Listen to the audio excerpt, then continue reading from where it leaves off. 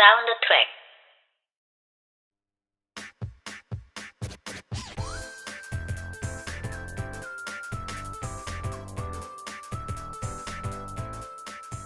안녕하세요. 저는 H고요. 여러분이 듣고 계시는 이 라디오 방송은 사운드 트랙입니다. 대망의 1회가 마무리가 되고 이제 2회로 다시 여러분들에게 찾아뵙게 되었네요. 그간 안녕히 잘 지내셨는지요? 대망이라고 표현을 하긴 했는데 사실 격동의 1회였죠. 여러분들은 재미있게 들으셨을지 어떨지 제가 알 수가 없는 노릇인데 저는 상당히 힘들게 녹음을 했던 것 같아요. 아무래도 처음 해보는 거다 보니까 성숙되지 못한 그런 나름대로의 스킬 같은 것들을 발휘했던 것 같고 앞으로는 또 개선해 나가려고 노력을 해야죠. 어찌 되었건 작업이 끝나고 나서 한 일주일 동안 또 애니메이션 한 시리즈 재미있게 보고서 그걸 정리하고 또 여러분들에게 전달해 드리기 위해서 마이크 앞에 섰습니다. 그럼 본격적으로 시작해 볼까요? 자세한 내용은 사운드 트랙의 부속 코너 꿀잼 셀렉트에서 연이어 소개해 드리도록 하겠습니다.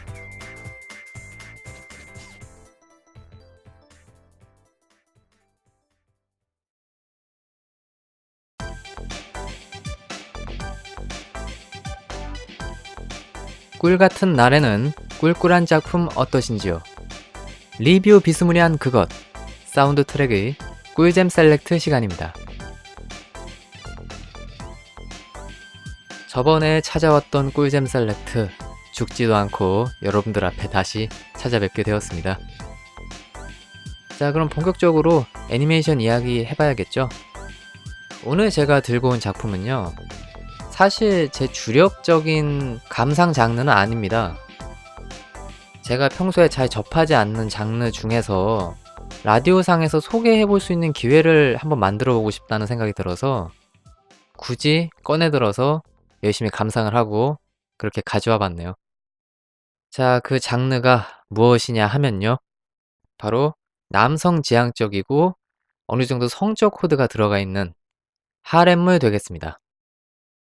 아마 오타쿠 분들 중에서, 그러니까 저처럼 애니메이션을 소모하시는 분들 중에서 이 장르를 좋아하시는 분들이 생각보다 많을 거예요. 요새 애니메이션 트렌드라고 하는 것들은 대부분 여성 주인공을 내세우는 경우들이 많고 또 그만큼 남자들이 소모를 하는 경우들이 많기 때문에 이러한 장르가 빛을 볼 수밖에 없죠. 단지 좀 획일화되는 측면이 있어서 애니메이션 장르로 계속 나오는 것이 적합한가 여기에 대한 가불론박이 있는데요. 어쨌든 그 부분에 대한 거는 찬찬히 이야기해보면서 정리를 해보도록 하죠.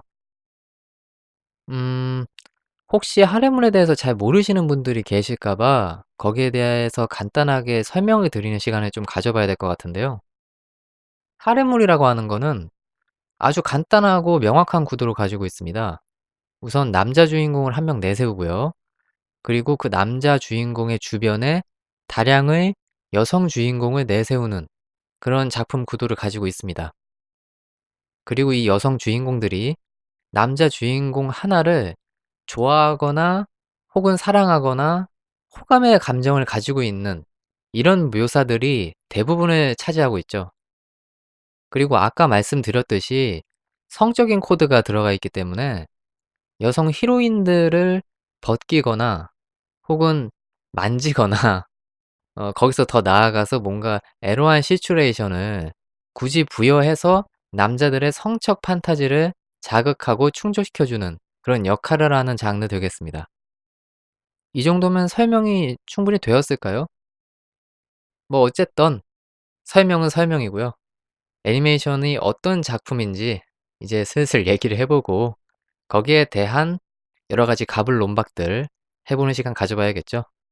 자, 그러면 시작해 보도록 하겠습니다. 꿀잼 셀렉트. 이번 회 주제는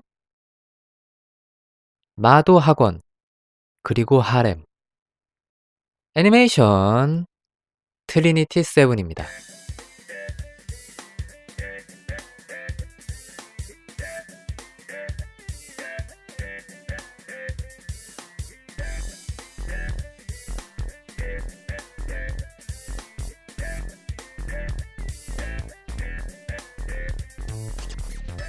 카스가 아라타가 알고 있던 일상은 붕괴 현상이라 불리는 불가사의한 사건으로 인해 사촌 여동생 히지리와 함께 이 공간으로 사라져버린다. 붕괴 현상의 원인을 밝히고 히지리를 되찾기 위해 왕립 비브리아 학교에 입학한 아라타. 그곳에서 기다리고 있던 것은 7명의 미소녀 마도사였는데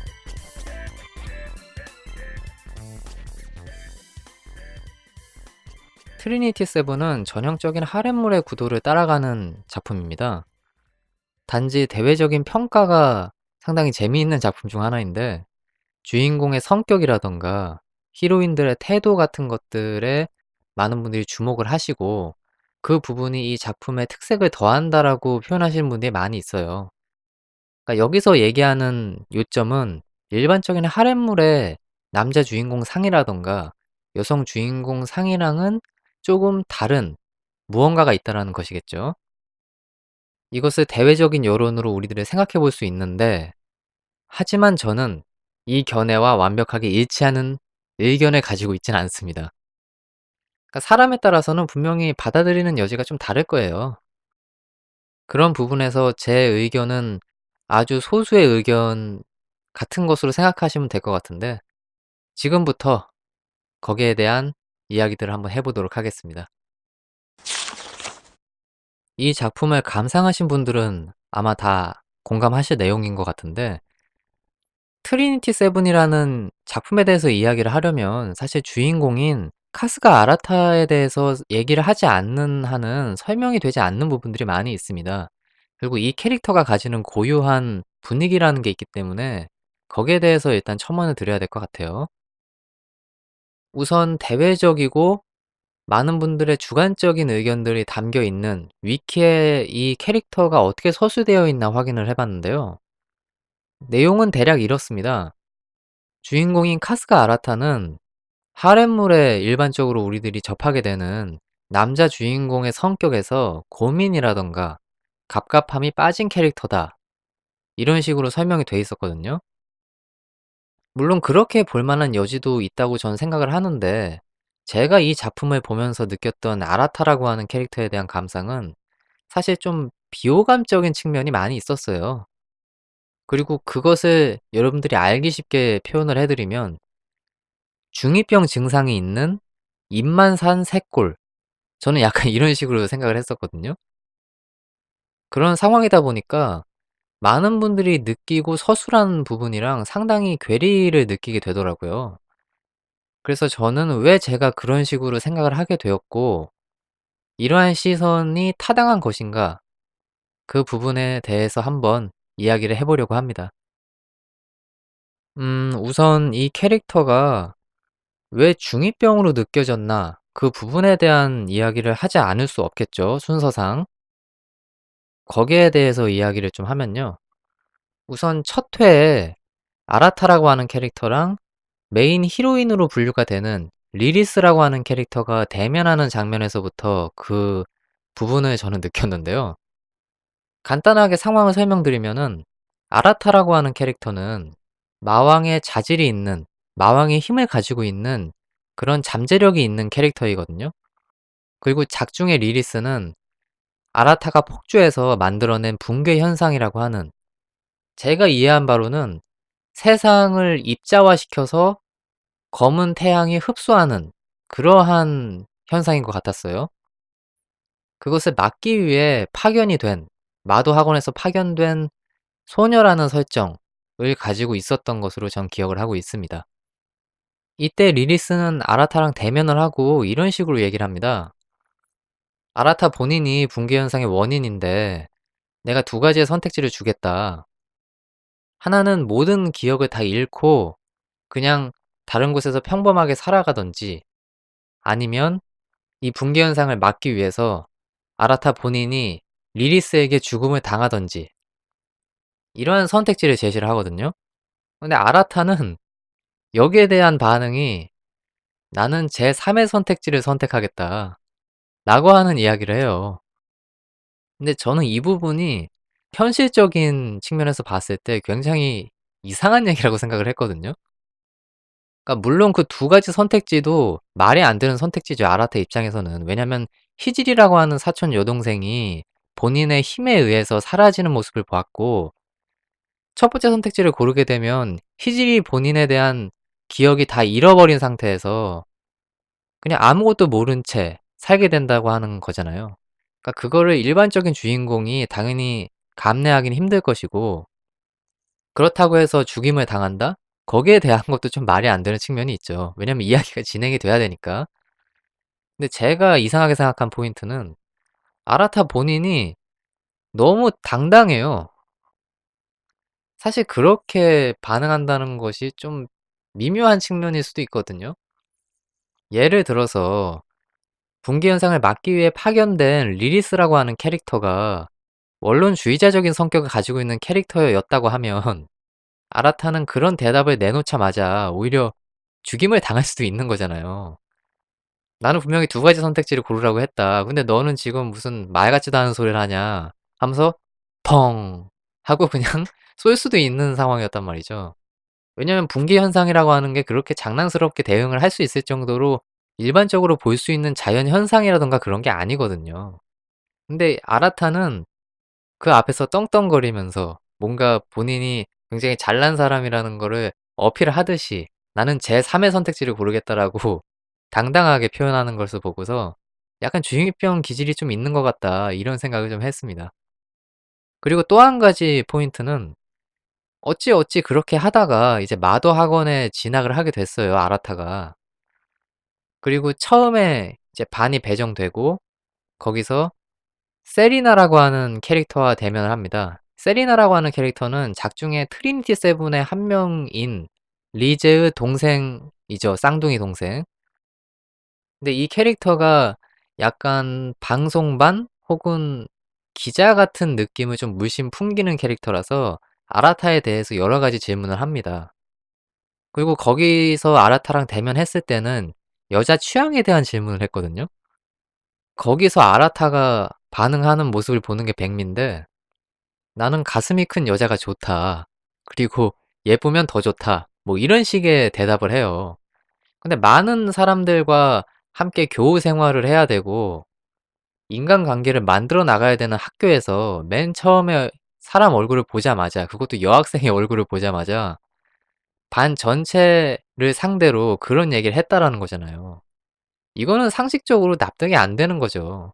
왜냐면 아라타는 아무런 마도에 대한 지식이 없는 상태에서 입학을 한 거기 때문에 철저하게 주변 사람들의 도움이 필요한데, 그냥 나는 잘난 놈이고 나는 원래 새꼴인 사람이니까 인간관계를 다 포기하고 "나를 변태로 봐 주세요." 하면서 얘기를 하는 거잖아요. 그러니까 그것도 어찌 보면 주인공 캐릭터인 아라타가 중2병이라는 거를 반증하는, 증명하는 그런 사례 아닌가, 이렇게 생각을 했어요. 참 재미있는 캐릭터인 것 같습니다. 자, 그리고 다음 문제. "입만 산 새꼴이다." 제가 이렇게 생각한 이유에 대해서도 또 말씀을 드리는 게 타당하겠죠. 제가 그렇게 생각한 포인트를 또 말씀을 하나씩 드려보면, 일단 아린이라고 하는 캐릭터가 있습니다. 그리고 유이라고 하는 캐릭터가 있어요. 아린이라는 캐릭터는 아라타의 사촌 여동생인 히지리, 그 캐릭터와 굉장히 외형이 유사하게 생긴 여성 히로인이고요. 유이는 어린 히로인 캐릭터였던 걸로 기억해요. 근데 굉장히 발육이 잘 되어 있는 그런 캐릭터로 기억을 하는데, 아라타가 굉장히 새꼬리고 본인에게 다가오는 여성에 대해서 거부감을 딱히 표현하지 않는 그런 캐릭터라고 대외적으로는 평가를 받는데, 이 두 명의 캐릭터에게는 적극적인 면모를 보이지 않습니다. 그리고 오히려 당황하거나 부끄러워하는 듯한 묘사들이 많이 보이거든요. 예를 들면 아린이라는 캐릭터랑 첫 대면을 했을 때는 목욕탕에서, 물론 아라타는 여탕에 안 들어가고 남탕에 들어갔습니다만, 아린이라는 캐릭터가 남탕에 이미 들어가서 샤워를 하고 있던 거예요. 그리고 아라타랑 대면을 하고서 이제 뭐 여러 가지 황당한 시츄에이션을 만드는데, 거기에 대해서 아라타는 어쨌든 간에 뭔가 그 캐릭터의 성격이랑은 좀 맞지 않는 듯한, 원래는 본인이 뭔가 야한 소리를 하거나 이상한 소리를 하면 옆에서 제지해 주는 사람이 있는 상황이었는데, 그런 사람이 존재하지 않는 상황에서 본인에게 당혹스러운 시츄에이션이 나오니까 오히려 본인이 다른 사람에게 딴죽을 거는 그런 현상이 발생을 하더라고요. 그래서 이런 것들로 보면 오히려 아라타라고 하는 캐릭터는 적극적인 히로인에게는 맥을 못 추는 캐릭터 아닌가 이런 생각이 들었거든요. 그리고 그다음에 아까 말씀드렸던 유이라는 캐릭터. 이 캐릭터는 아예 아라타한테 들러붙은 상황에서 좀 입에 담기가 그런 이야기들을 많이 합니다. 간단하게 말씀드리면은 "아라타 오빠라면 내 몸을 뭐 엉망진창으로 만들어도 된다." 이런 너무나도 직접적이고 좀 배덕감을 느끼게 만드는 그런 발언을 하거든요. 근데 역시나 거기에 대해서도 물론 이제 어린 소녀니까 아라타가 직접적으로 손을 대면 이제 문제가 좀 발생을 하는 건데 이 캐릭터한테도 그렇게 적극적인 모습이라든가 본인의 그 캐릭터성, 새꼬리라고 하는 캐릭터성을 그다지 발휘하지 못하는 모습들을 보여줘요. 그래서 저는 이것을 토대로 '이 캐릭터는 입만 산 새꼴이 확실하다.'라는 입장이거든요. 뭐 대다수의 분들이 이 캐릭터에 대해서 표현하실 때는 분명히 '이 캐릭터는 신사다.' 신사 변태의 신사라고 흔히들 표현을 많이 하죠. 그런 캐릭터인데도 불구하고 매너를 지킬 줄 아는 함부로 남에게 손을 대지 않는 그런 캐릭터이기 때문에 작중에 등장하는 히로인에게 "함부로 하지 않는 것이다."라고 변호를 하시는 분들이 많이 계시더라고요. 저도 뭐 동의할 부분은 동의할 부분이 있습니다. 왜냐면은 애니메이션 시츄에이션에서 바로 방금 전에 말씀드렸던 두 명의 캐릭터가 알몸인 상태로 아라타의 침대에서 자고 있는 함께 자고 있는 그런 모습이 나오거든요, 아라타와 함께. 그런데 그때도 아라타는 사실 손을 대지 않았어요. 오히려 아라타를 깨우기 위해서 등장한 리리스에게 "오겠니? 컴온." 이러면서 황당한 소리를 하는 것으로 작중의 내용을 정리를 하는데요. 근데 저는 어쨌든 간에 그 부분도 '매너를 지킨 것이다.'라고 표현할 수도 있겠지만 이 캐릭터가 그냥 색드립만 할 줄 아는 방정맞은 남정네라는 거를 간접적으로 드러내는 거 아닌가 하는 생각도 들어요. 왜냐면 기본적으로 아라타라고 하는 캐릭터는 거의 몇 분에 한 번씩 혹은 몇 초에 한 번씩 성희롱적인 발언을 하는 캐릭터이고 색드립 발언을 하는 요새 말로 표현하면 생무새 그런 기질을 가지고 있는 캐릭터거든요. 뭐 리리스한테는 시도 때도 없이 야암홈 타령 같은 거를 하질 않나. 또 아까 말씀드렸던 세리나의 쌍둥이 언니 리제라고 하는 캐릭터와 헤어질 때 다시 만나면은 마구 주물러 주겠다. 이런 식의 발언을 하면서 인사를 하거든요.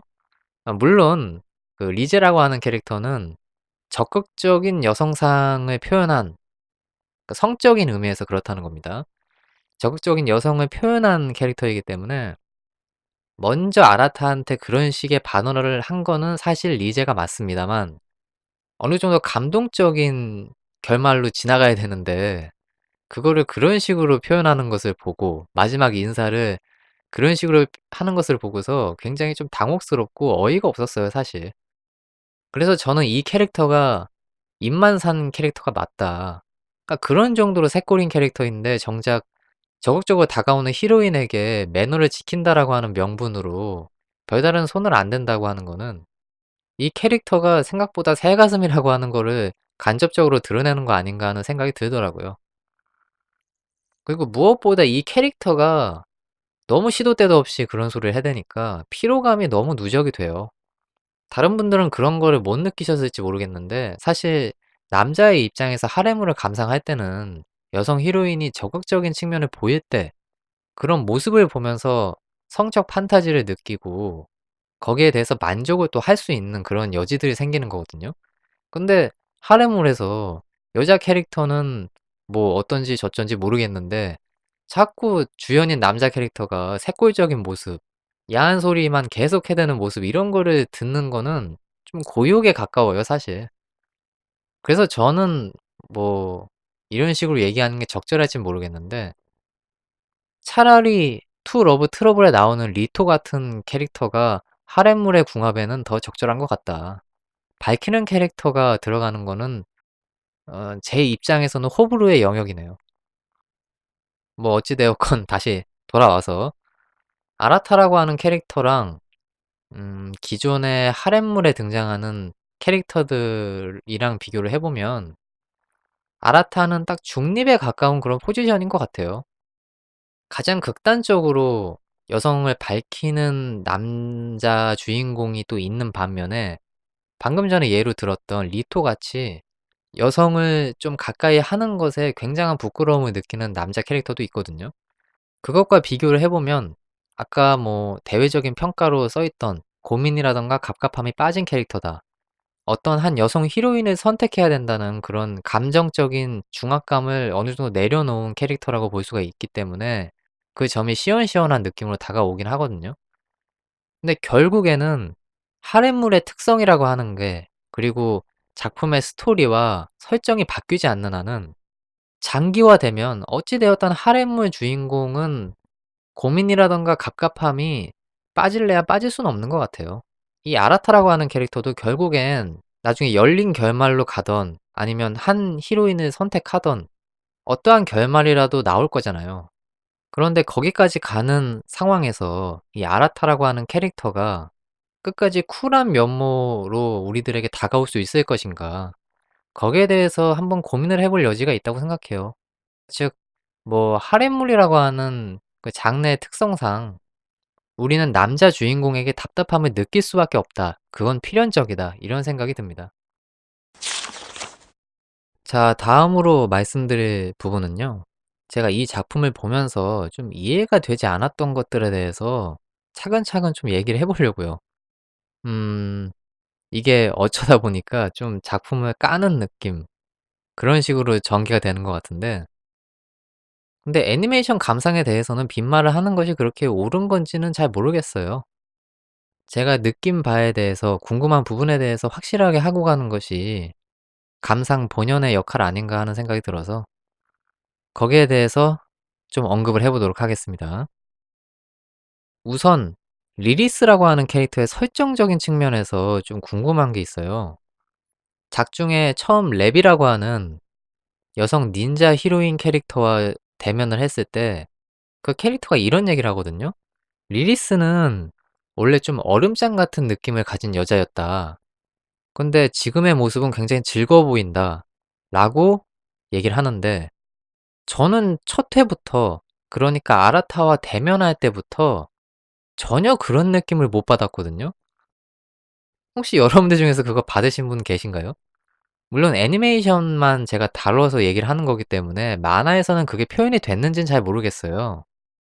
그런데 처음 아라타랑 대면할 때도 뭐 귓속말로 뭐라 할 때는 좀 얼음장 같은 느낌이 들었지만 옥상에서 아라타랑 얘기를 나누고 특정 상황에 대해서 이제 해결을 하기 위한 그런 의견을 제시할 때의 모습을 보면 그때도 얼굴을 붉히고 당황하고 하는 그런 모습을 보이거든요, 리리스가. 근데 그 부분에서 어떻게 차갑다는 느낌이 나오는 건지 레비가 그럼 허튼 소리를 한 건지 그 부분이 잘 이해가 안 되더라고요.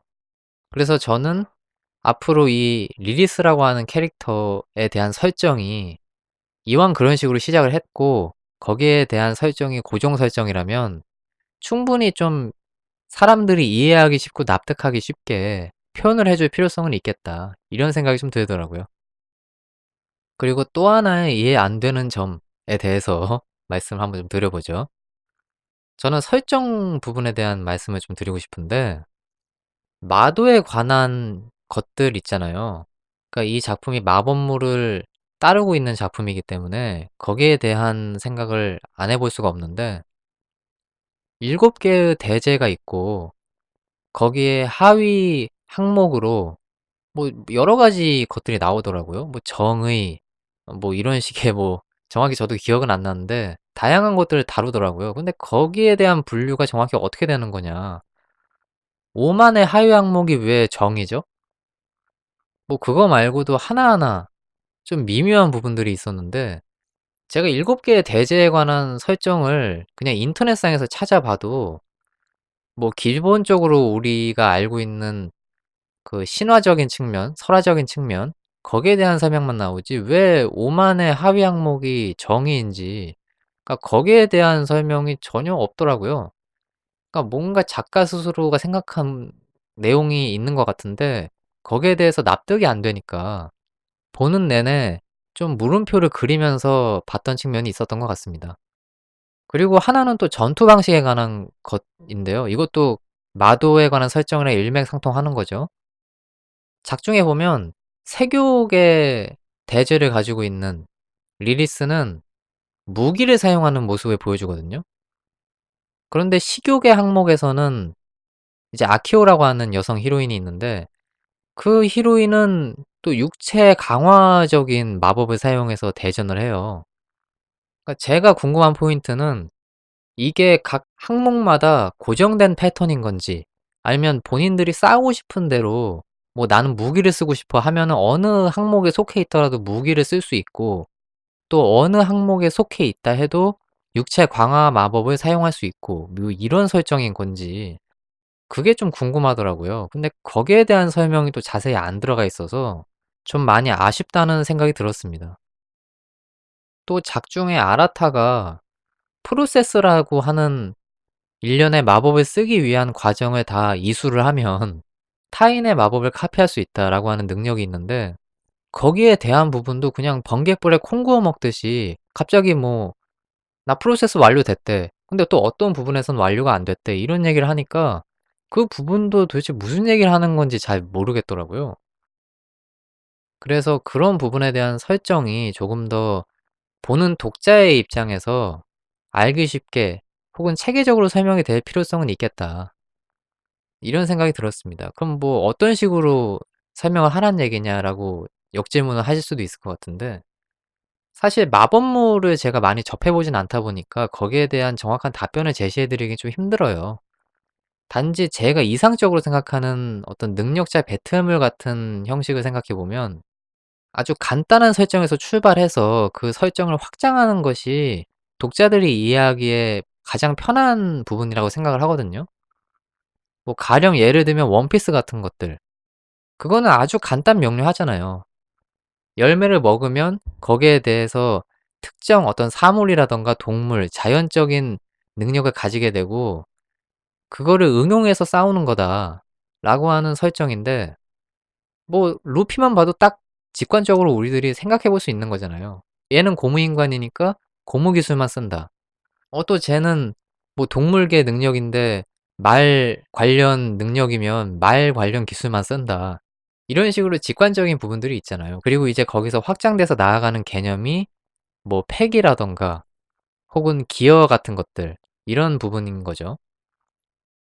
물론 뭐 다시 한번 말씀을 드리지만 저는 마법물을 별로 많이 접해 보진 않아서 그 부분에 대한 이해가 좀 무지한 측면이 있긴 합니다.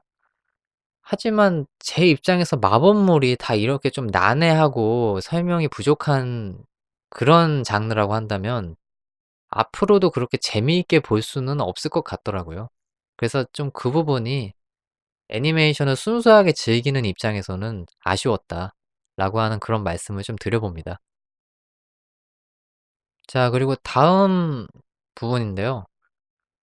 이거는 어떻게 설명을 좀 드려야 될지 모르겠는데 제가 이해하기에 이 애니메이션은 일단 먼치킨물에 가깝거든요. 먼치킨물이라고 하는 것이 무엇인가 하면 애초에 원초적인 강한 힘을 가지고 있는 남자 주인공이든 여성 주인공이든 그런 주인공을 내세워서 어떤 적 캐릭터든 쉽게 박살내고 이겨버리는 어떤 문제도 손쉽게 해결해버리는 이런 장르를 우리들이 먼치킨이라고 하거든요. 대표적인 사례는 원펀맨이라고 보시면 될 텐데 원래 먼치킨물은 사실 이 세계 판타지물에 기반을 두는 경우들이 많이 있는 것 같아서 그쪽에서 예를 좀 찾아보셔서 감상을 해 보셔도 될 것 같네요. 뭐 어쨌든 다시 본론으로 넘어와서 제가 생각한 트리니티 세븐은 먼치킨물에 가까운데 작중에 등장하는 아라타 즉 남자 주인공이 너무도 허술한 모습을 좀 보이는 것 같다라고 하는 게 아쉬운 부분으로 남습니다.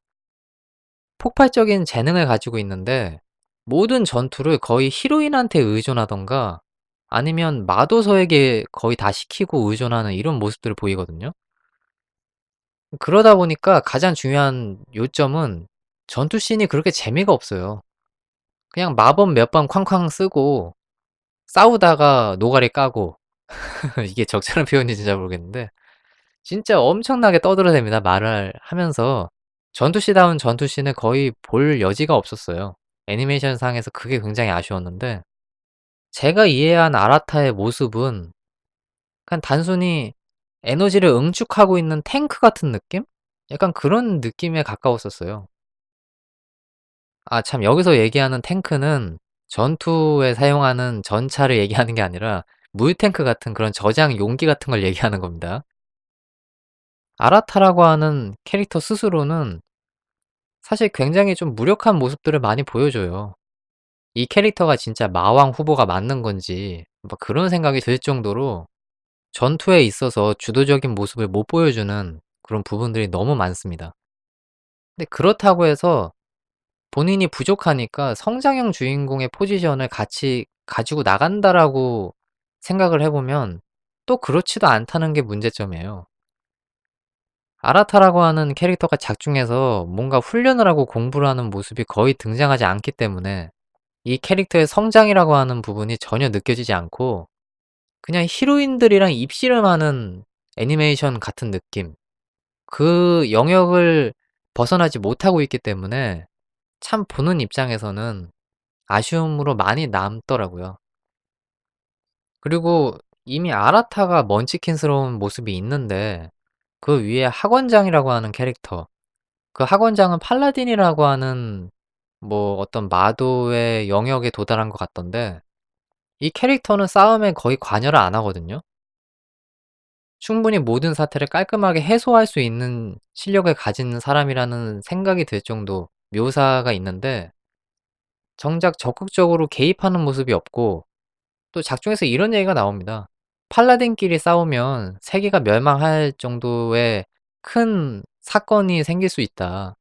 라고 하는 그런 묘사가 있어서 아라타라는 먼치킨 위에 또 먼치킨이 있는 그런 구조라는 느낌이 들어서 오히려 작중 주인공들이 그냥 다 하나같이 장기말 같은 느낌으로 다가오는 학원장의 아주 유능한 장기말? 그런 느낌이어서 오히려 작품의 스케일 측면에서는 주인공의 먼치킨스러움이 상당히 감퇴되는 측면이 있어요. 그래서 좀 이도저도 아닌 느낌이 있다. 그런 생각이 들었습니다. 이 뒤에는 뭐 자잘한 거 몇 가지 더 설명을 하고서 아쉬운 부분, 이해 안 되는 부분에 대해서 마무리 지어 보려고 하는데요. 일단 배경이 너무 폐쇄적이라는 느낌이 들더라고요. 애니메이션상에서 등장하는 그런 배경이라고 할 수 있는 것들이 학원이 거의 주배경이고 그거 말고는 폐허라든가 바다? 그런 거 말고는 거의 뭐 사람이랑 접점이 있는 장소가 드러나질 않아요. 그러다 보니까 굉장히 폐쇄적이고 그냥 자기네들끼리만 노는 느낌? 그런 게 있어서 보는 내내 답답함을 좀 자아내는 측면이 있다. 그런 생각이 들었습니다. 마지막 회에 가서야 이제 마을 전경이라든가 사람들 풍경이 나오면서 좀 사람 사는 공간이라는 느낌이 들더라고요. 그런 측면이 있었고 작중에 일리아라고 하는 캐릭터가 등장하는 회차가 있었죠. 이 일리아라고 하는 여성 히로인은 마도서인데 처음에 거의 주인공과 작중에 또 미라라고 하는 여성 히로인이 있는데 거의 죽을 위기에 놓이게 만든 그런 캐릭터였죠. 나중에는 물론 아군으로 합류를 합니다만 거의 악역으로 이 일리아라고 하는 캐릭터가 묘사되었다고 해도 과언이 아닌데 좀 심했어요. 주인공 앞에서 얀데레스러운 그런 모습들을 굉장히 많이 보여주거든요. 근데 나중에 주인공이 뭐 마왕으로 각성을 했다가 충격으로 다시 원래대로 돌아오고 그 일리아를 거두는 장면이 있습니다. 근데 저는 여기서 일본 애니메이션의 어떤 고질적인 문제가 또 보이더라고요. 그러니까 그런 패턴이 있잖아요. 막 사람을 미치고 환장하게 보는 사람을 미치고 환장하게 만들 정도로 격한 시츄에이션을 겪은 남자 주인공이나 여성 주인공이 나중에 가면 그 악당에게 그에 상응하는 어떤 벌이라든가 행위를 하지 않는다는 것이 너무 답답하게 느껴지는 거예요. 흔히 얘기하는 악당에게 자비로운 그런 히어로의 모습을 보여주는 측면이 있어서 그 부분이 일본 애니메이션의 어떤 고질적인 스토리 문제점 이런 것들이랑 접목이 되어서 저에게 다가오는 측면이 있었던 터라 썩 그렇게 속 시원하게 다가오질 않더라고요. 물론 어차피 그 일리아라고 하는 캐릭터는 아군이 될 캐릭터였기 때문에 그렇다고 뭐 죽인다든가 그에 상응하는 벌을 내리기가 묘할 수도 있는 건데 그 점이 저는 좀 미묘하더라고요. 애초에 일리아가 미라라고 하는 여성 히로인을 죽이려고 할 때 아라타가 화를 내니까 이런 식으로 얘기를 하거든요. 왜 그런 표정을 지으시죠? 근데 이게 되게 사이코패스 같은 거잖아요. 아라타라고 하는 남자 주인공이 중요하게 생각하는 여성 히로인인데 그 여성 히로인을 죽이려고 하는 행위 자체가 이미 분노를 자아내기에 충분한 건데도 불구하고 전혀 공감대가 없는 사이코패스적인 모습을 보이다 보니까 보는 사람이 좀 벙찐? 약간 그런 느낌이 들었습니다. 자, 그리고 이제 마지막입니다. 진짜 마지막. 아라타의 사촌 여동생 히지리에 관한 부분인데요. 약간 스포일러성이 있는데 거기에 대해서 말씀을 좀 드려 볼게요. 제가 이해한 바로는 히지리가 아라타와 척을 진 이유가 본인이 어떤 공허의 세계에 갇혀서 아라타가 살고 있는 현세가 어떻게 망가지고 다시 재생되고 하는 거를 지켜봤는데 거기서 계속 같은 행위가 반복됐다라는 거죠. 마왕인 아라타랑 트리니티 세븐인 그 여성 히로인들이 어느 세계이든지 계속 만나서 세계를 붕괴시키는 것을 반복한다라고 하는 거.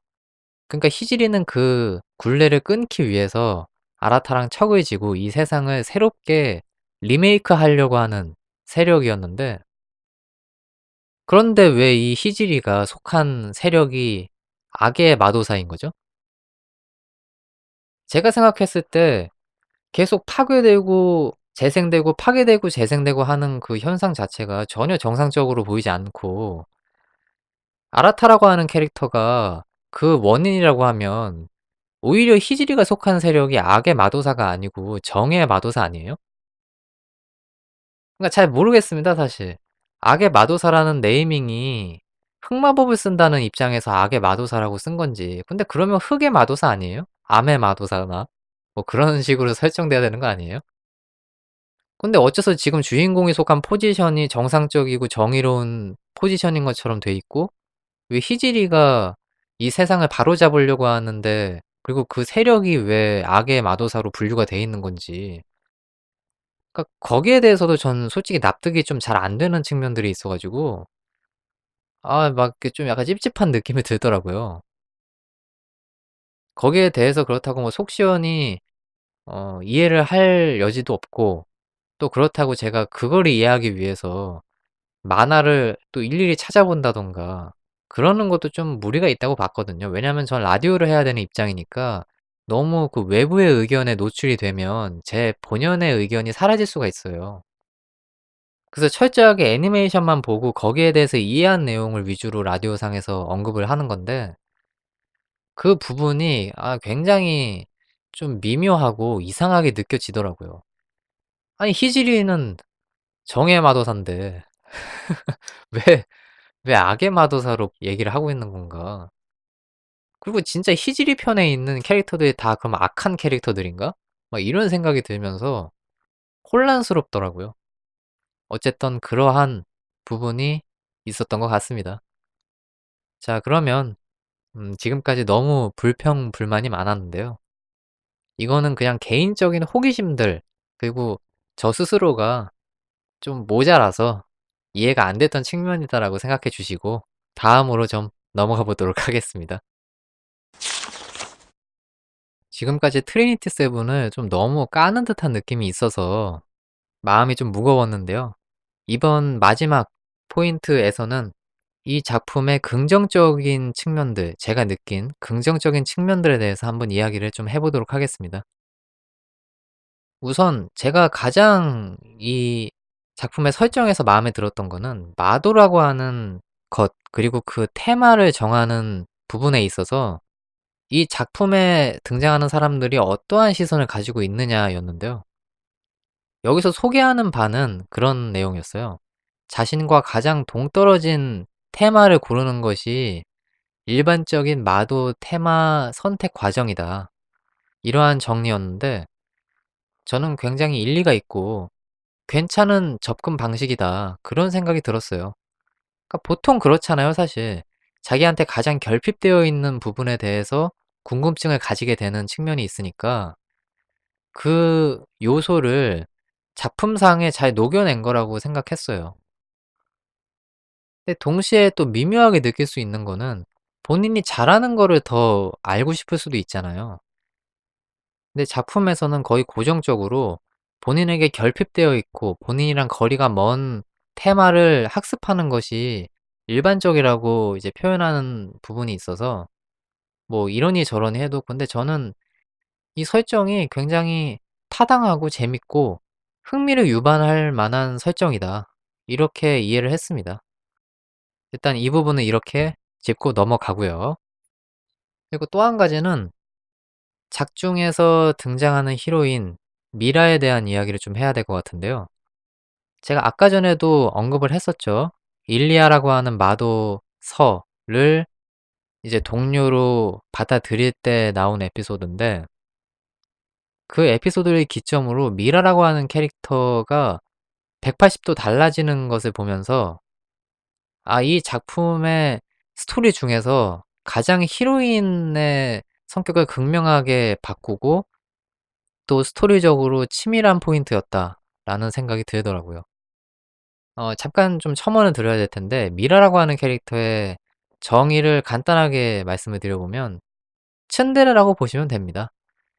처음에는 거의 아라타랑 완전 척을 지는 듯한 명백한 적의 포지션인 것 같은 느낌으로 등장을 하거든요. 그런데 사회를 기점으로 조금씩 캐릭터의 성격이 유해지고 부끄러움도 타고 당황도 하고 이런 모습을 보이다가 7회에서 어느 정도 유대감을 쌓고 9회에 접어들어서 완전히 아라타를 일편단심하는 뭐 그 정도까지는 아닐 수도 있겠지만 어쨌든 메인 히로인으로서의 포지션을 꿰차게 되었다. 그 점이 상당히 잘 짜여져 있는 것 같아서 보는 입장에서는 만족스러웠던 것 같습니다. 아무래도 공을 들여서 이 캐릭터의 츤데레성을 완성한 부분이 없지 않다 보니까 캐릭터성이 굉장히 돋보이게 되는 부분이 있었어요. 그리고 이거는 여담인데 작품에서 히지리와 대화를 나누는 부분 그러니까 "이 세계가 멸망과 재생을 반복한다."라는 설명을 듣는 부분에서 아스트랄 트리니티로 각성을 한 아라타와 트리니티 세븐이 함께 있는 사진이 나오는데 그 사진에서 우측에는 그러니까 아라타의 우측인 거죠. 아라타의 우측에는 리리스가 있고 좌측에는 미라가 있더라고요. 나머지 히로인들은 전부 아라타의 발밑 그쪽에 있었고 그러니까 이거를 보면은 작가가 '미라를 메인 히로인으로 밀고 있는 거 아닌가.' 이런 생각이 좀 들더라고요. 그렇기 때문에 그렇게 공을 들여서 이 캐릭터를 변모시킨 건가? 그런 생각도 좀 들고 어찌 되었든 간에 저는 굉장히 긍정적으로 봤던 부분입니다. 뭐 그렇게 정리를 하고 넘어갈 수 있을 것 같고요. 다음으로 아라타랑 히지리의 관계 이 부분도 역시 뭐 빼놓을 수 없는 백미라고 봐야죠. 트리니티 세븐이라고 하는 작품에 있어서 이 부분을 논하지 않고는 좀 얘기가 안 되는 측면이 있어서 아까도 말씀드렸듯이 절친한 사촌 포지션 물론 나중에 이제 히지리가 고백하는 걸 보면 아라타는 부모가 행방불명된 그냥 고아의 포지션이었고 히지리는 아라타의 뭐라고 해야 될까요? 재능을 확인하고서 사촌인 양 접근을 해서 그게 함께 살게 된 근데 그런 상황에서 정이 들고 서로 친해지고 유대를 갖게 되는 그러한 상황이었던 것으로 표현이 되는데 이렇게 끈끈했던 캐릭터 둘이 라이벌의 포지션으로 바뀌는 측면이 보는 사람의 입장에서 굉장히 재미있게 느껴진다. 이 부분도 역시나 치밀한 하나의 스토리로 볼 만한 여지가 있다고 봐요. 그러니까 이런 걸 보면 참 이 작가가 스토리를 못 쓰는 작가는 아니라는 생각이 듭니다. 그리고 미래에 어떤 일이 벌어질지에 대한 떡밥이 나오는 거잖아요. "이 세계는 파괴될 것이다."라고 하는 것. 그런 것들을 보면 마치 절대가련 칠드런 그 작품이 생각이 나요. 그 작품도 결국에 마지막에 어떤 일이 벌어질지를 미연에 우리들이 알게 되고서 시작을 하는 작품이잖아요. 그리고 그 영향을 과연 엔딩에서 어느 정도 받게 될지 혹은 그 엔딩이 개선이 될지 거기에 대해서 궁금증을 자아내면서 보는 재미가 있는 건데 이 작품도 그거를 영리하게 잘 사용했다. 그래서 앞으로의 스토리 전개가 궁금해지게 만드는 측면이 있어서 그 점을 긍정적이라고 표현하지 않을 수가 없네요. 그리고 또 인간관계에 대해서 하나 더 말씀드리면 아까 전에 아주 초반에 언급했던 아린이라고 하는 캐릭터 희질이랑 외모가 굉장히 흡사하다고 말씀을 드렸는데 그 캐릭터가 주인공이 위기에 빠졌을 때 희질이를 크게 불렀거든요. 근데 아린이 호출돼서 나왔어요.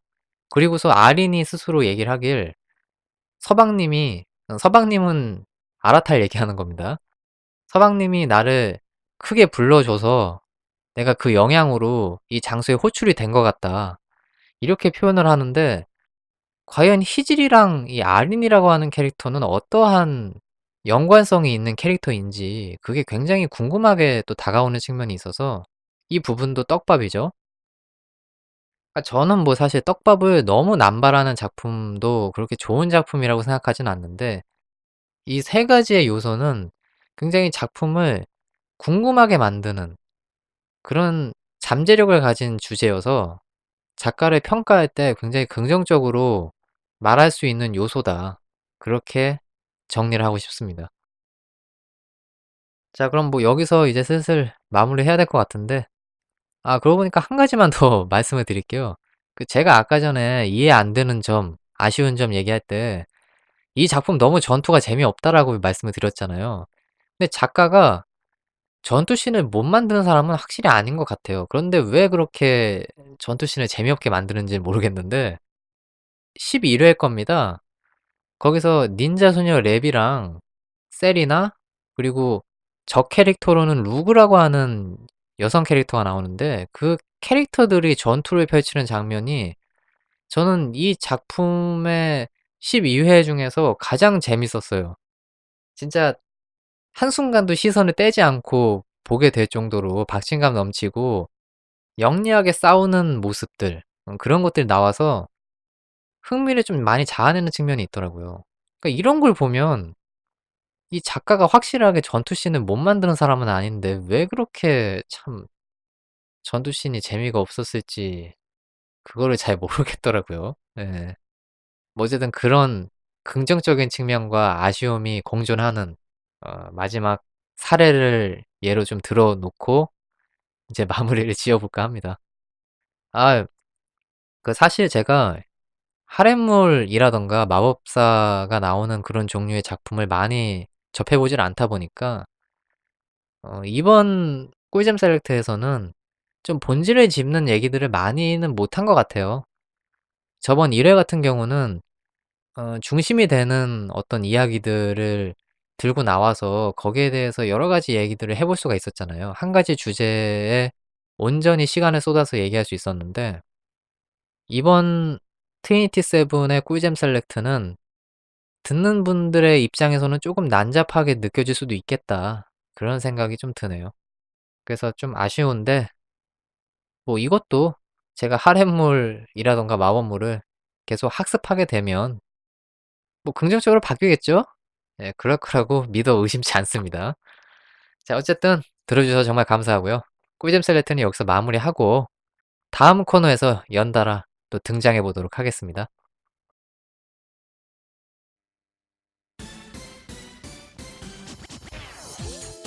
잼없는 날에는 잼잼한 펀치 어떠신지요?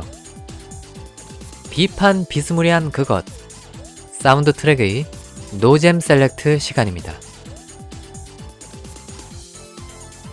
자, 오늘도 어김없이 노잼 셀렉트로 마무리를 하게 되었네요.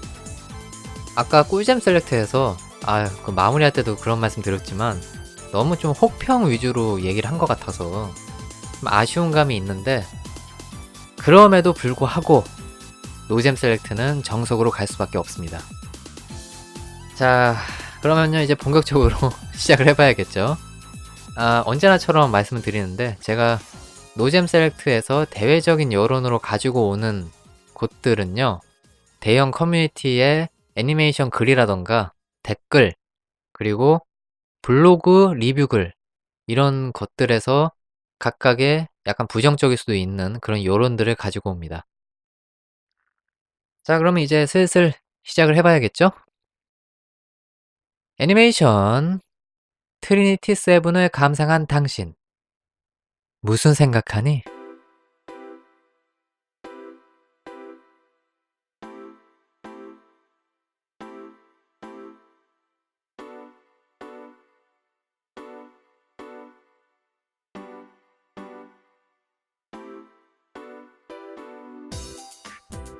음, 극장판이 나올 만큼 인기가 있었던가? 아니, 이게 도대체 뭔 내용이요? 닌자가 벗으면 이 작품 완결이라는데 사실인가요? 네.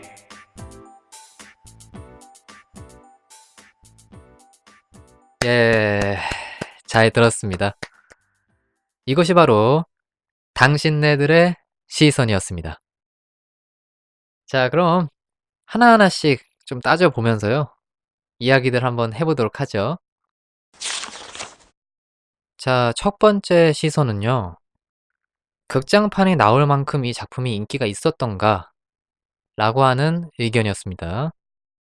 이 의견은요, 주로 대형 커뮤니티에 애니메이션 정보 글, 여기에 상당히 많이 나와 있던 얘기였습니다. 이 작품이 극장판으로 나올 정도로 일기가 그렇게 대성했다고는 볼 수가 없거든요, 사실. 제가 판매량을 좀 확인해 보니까 평균 3,000장대 이 정도 팔린 것 같더라고요. 업계 쪽에 이제 관련된 정보들을 많이 습득하시는 분들의 입장에서는 이 정도면 선전했다라고 표현하시는 것 같던데, 저번에 제가 소개했던 코바야시의 메이 드래곤이랑 거의 일맥상통하는 판매량을 보여주고 있잖아요. 근데 일상물에서는 이 정도 판매량이면 그냥 그럭저럭인 걸로 얘기가 됐는데, 할렘물에서는 이 정도 판매량이면은 괜찮은 건지 제가 그 부분에 대해서는 잘 알지는 못해서 뭐 구체적으로 말씀을 드릴 수는 없는데, 어쨌든 극장판으로 나오기에는 조금 미묘한 판매량이라는 얘기들이 많이 있더라고요.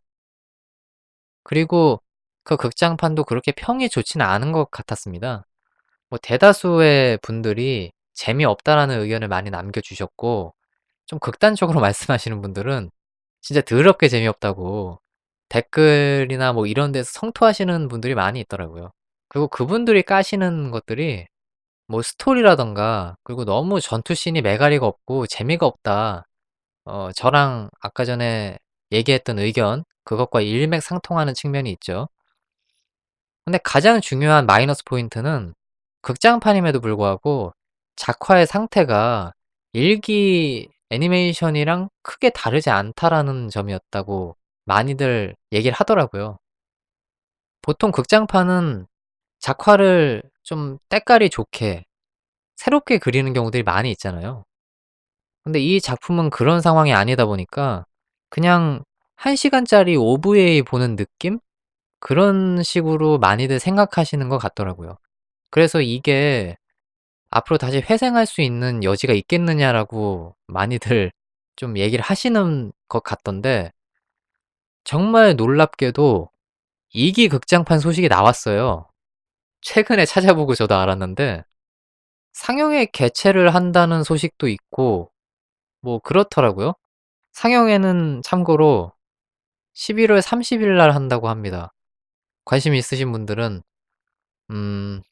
뭐 일본 날아가시면 되겠죠. 어찌 되었든 간에 제작사 측에서는 괜찮은 작품이라고 받아들인 것 같아요. 그래서 극장판도 나오는 거라고 우리들이 이해할 수 있는 거니까.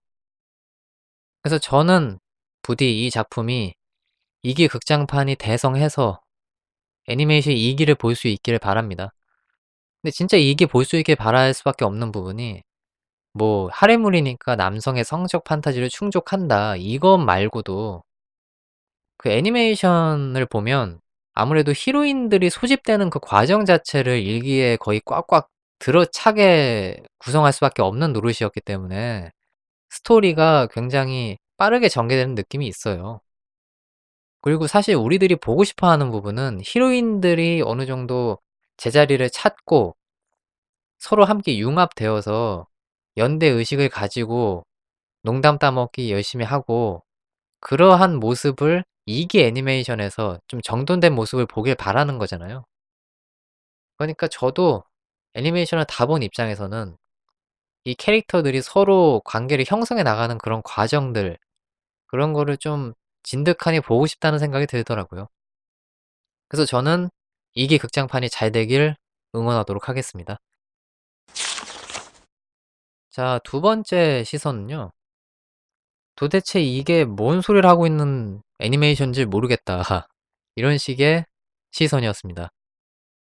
이게 무슨 내용이냐면요. 설정에 관한 내용입니다.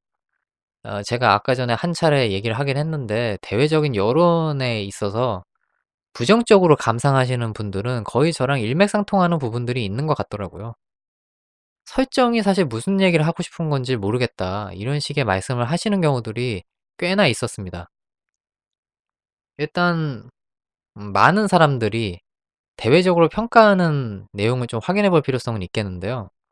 위키상의 이 작품의 설정이라든가 스토리에 관련된 부분에 대해서 서술한 걸 보니까요. 딱 필요한 설정만 남겨 놓고 자잘하고 불필요하다 싶은 컨셉은 되도록이면 다 쳐낸 듯한 느낌이 있다. 이렇게 평가를 하고 있더라고요. 그게 만화상에는 잘 표현이 되었을지도 모르겠는데 그런데 저는 애니메이션만 봤잖아요. 근데 애니메이션만 본 입장에서 이 작품의 설정을 바라보면 아까도 말씀드렸듯이 이해가 안 되는 측면이 많고 그러한 원인이 되는 건 아마도 생략이 지나치게 많기 때문이 아닐까 싶습니다.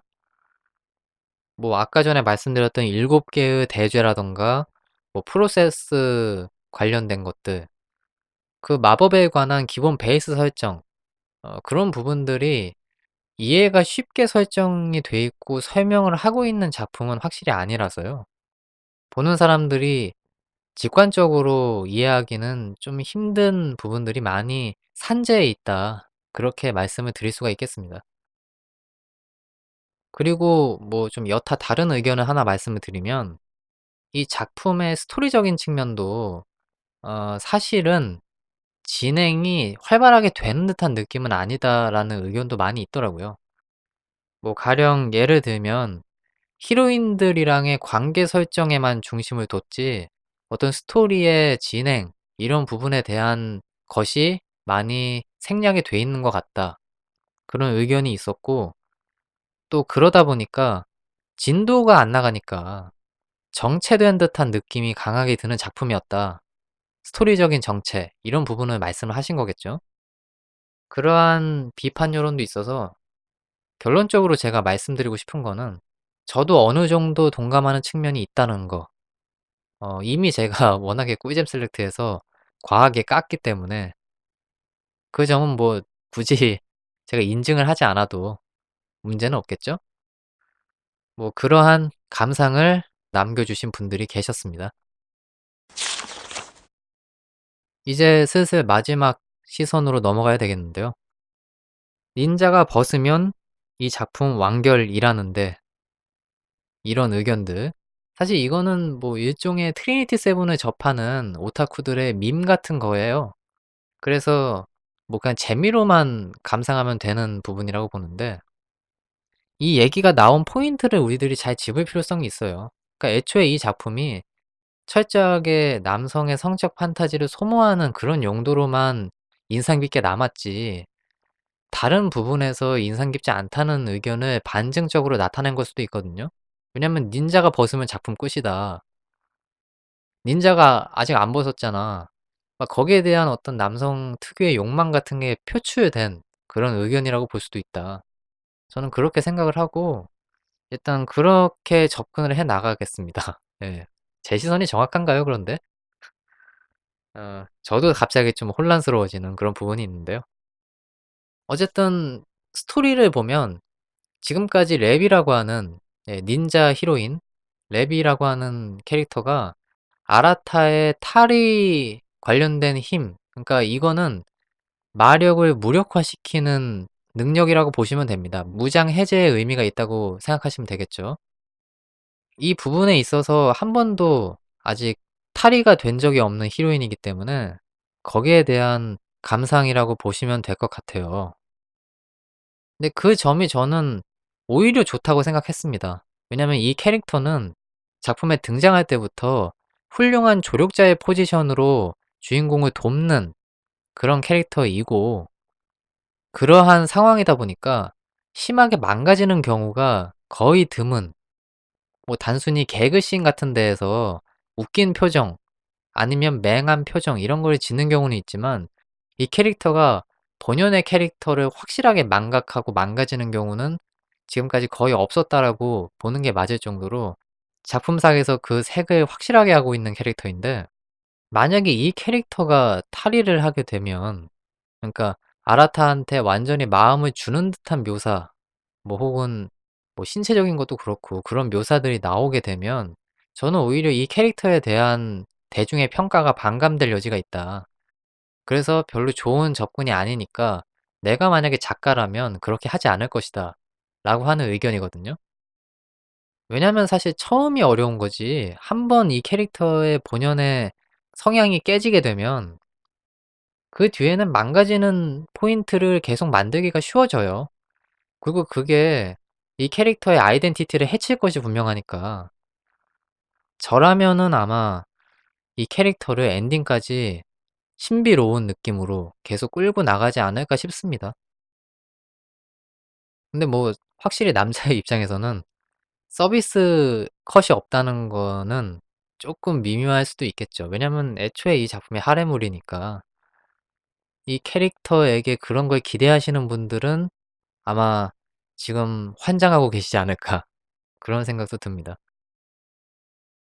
뭐 어쨌든 저는 그래도 어 닌자는 그 본연의 캐릭터성을 지키는 것이, 레비는 그 캐릭터성을 지키는 것이 가장 옳은 전개 아닌가, 그런 주제 넘은 의견을 전달하면서 노잼 셀렉트 간단하게 마무리하도록 하겠습니다. 자, 그러면 이제 엔딩에서 여러분들에게 인사드리도록 하겠습니다.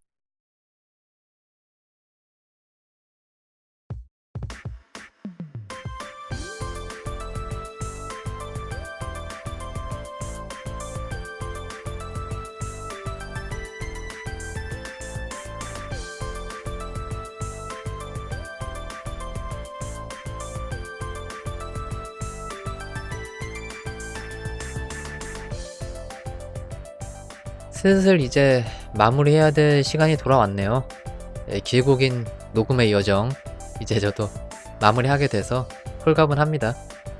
근데 편집도 해야죠. 편집하고서 여러분들에게 찾아뵈려면 조금 시간이 더 걸리겠네요. 아무래도 제 주력 장르가 아닌 거를 다뤄서 얘기를 하다 보니까 작품을 이해하기 위해서 유독 더 많이 애쓴 느낌이 있었던 것 같습니다. 그런 만큼 결과물도 따라주면 참 좋을 텐데 그 부분이 좀 걱정이 되네요. 아무쪼록 역량 강화 계속 노력하면서 제가 오타쿠 분들의 시선을 어느 정도 대변할 수 있게끔 계속 노력해야겠다는 생각이 듭니다. 자, 다음 회에서는요, 조금 더 제가 편하게 볼 수 있는 걸로 오랜만에 좀 힐링 좀 하면서 다시 3회를 준비해야 될 것 같습니다. 자, 이제 진짜 마지막입니다. 자, 그럼 인사드려야죠. 좋은 하루 보내세요. 지금까지 사운드 트랙이었습니다.